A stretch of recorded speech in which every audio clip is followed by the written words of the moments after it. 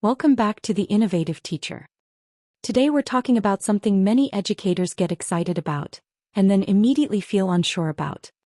Setting up an esports program at your school. Because the idea is exciting. Students are interested. Leadership is curious. The possibilities feel huge. But then the questions start. Where do I begin? What do I actually need? How do I make sure this works long-term and not just for the first few weeks? And maybe most importantly, how do I set this up so it's seen as real learning, not just recreation? If you've ever had those thoughts, you're exactly where you should be.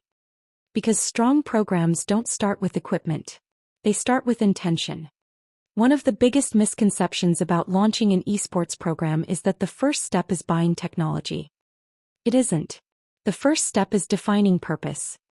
Before a single device is plugged in, you need to be able to answer one simple question. Why does this program exist in your school? Not in general. Not globally. Specifically in your context for your students. Maybe your purpose is to build collaboration skills. Maybe it's to increase engagement for students who struggle to connect with traditional activities. Maybe it's to create leadership opportunities. Maybe it's to connect learning to real digital industries. There is no single correct answer. But there must be a clear answer. Because purpose becomes your anchor. When challenges arise, and they will, purpose guides decisions.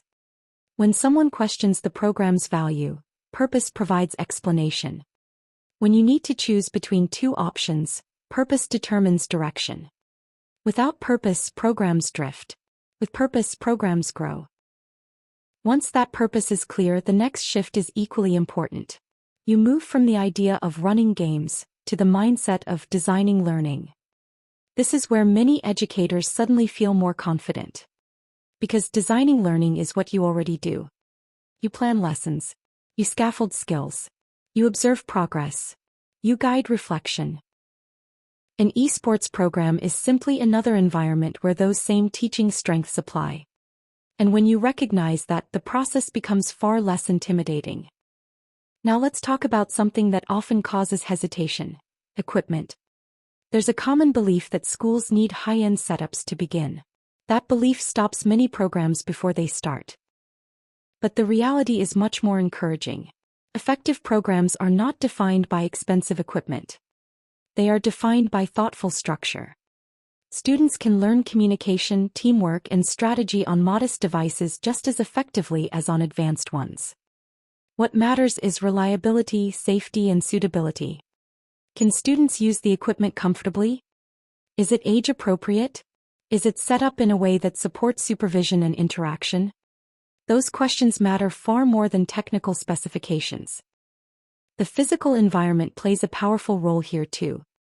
When you walk into a well-designed esports space, it doesn't feel chaotic. It feels intentional. Screens are visible. Seating is comfortable. Movement paths are clear. The teacher can circulate easily. Students can see instructions when given. That physical structure quietly communicates expectations. It tells students this is a learning environment, not just a play space. And students respond to environments more than we sometimes realize. Now, something else that makes a huge difference early on is scheduling. It might seem like a simple administrative decision, but session timing actually shapes behavior, engagement, and sustainability. If sessions are too long, fatigue appears. If they're too short, momentum disappears. Balanced timing supports both focus and well-being. Short, consistent sessions often produce stronger growth than long, irregular ones. Consistency builds rhythm. Rhythm builds confidence. Confidence builds participation.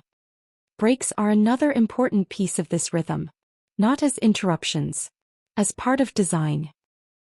When breaks are planned from the start, they feel normal. Students expect them. They use them. They benefit from them. But when breaks are only introduced after fatigue appears, they can feel like something is being taken away. That small difference changes student response. Planning rhythm is really about respecting attention. And when students feel that a program respects their focus and energy, they invest more of both. Now let's step outside the classroom for a moment. Because a successful esports program doesn't only work for students. It also works for the adults around them. leadership, parents, colleagues. Their understanding matters.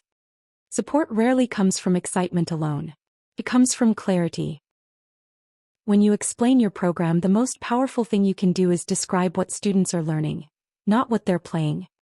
When adults hear that students are developing communication strategies, analyzing decisions, reflecting on performance, and practicing leadership roles, the perception shifts. It moves from game time to learning time. And that shift is crucial for long-term sustainability. Transparency builds trust. Sharing how sessions are structured, how well-being is supported, and how learning is observed reassures stakeholders that the program is intentional. It shows that nothing is random. And when people understand the structure, they're far more likely to support it. Now, alongside structure and communication, there's another foundation that determines success: inclusion. An esports program should feel like a space where every student can belong. Not just confident players. Not just experienced gamers. Everyone. That means designing participation so that multiple strengths are valued. Some students may lead strategy discussions. Some may observe patterns. Some may communicate clearly. Some may encourage teammates. Some may reflect deeply after a session. When programs recognize all of these as meaningful contributions, participation expands. Students begin to see that success isn't defined by speed or reaction time. It's defined by collaboration and growth. And that is where culture begins to form. Culture is not something you announce. It's something you build. Through routines. Through expectations. Through tone. Through consistency. Students quickly sense whether a program is structured or improvised.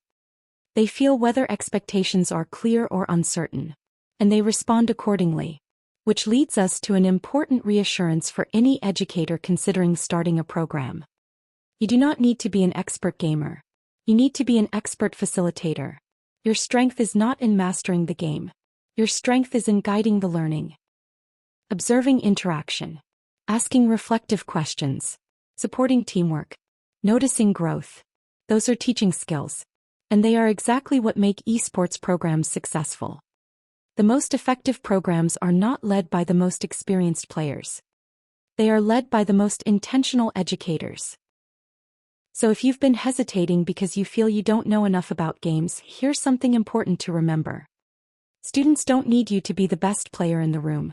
They need you to be the guide who helps them learn from the experience. And that is something you already know how to do. As we bring this conversation together, here's the big picture. Setting up an esports program is not about launching quickly. It's about launching thoughtfully.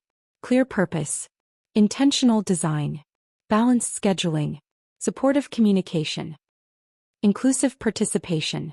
Those elements create programs that last. Because sustainability is not built on excitement.